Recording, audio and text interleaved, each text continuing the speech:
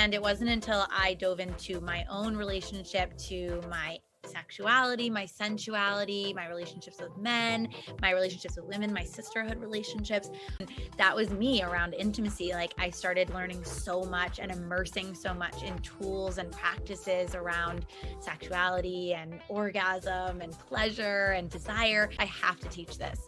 And so then I started just naturally integrating it into my already existing coaching business about 3 years ago. And then for about 3 years, I've been doing the intimacy focused work, pleasure and desire focused work, mainly with women. And watching them go from that type of life, kind of withholding their truth, not really expressing themselves fully, not living in their pleasure, to gaining these tools and practices that I teach and just completely opening. It's incredible to witness and sharing vulnerable desires, sharing new business ideas, having new sex, experiences with their partner or a new person, and reaching these new levels of pleasure and truth in their life.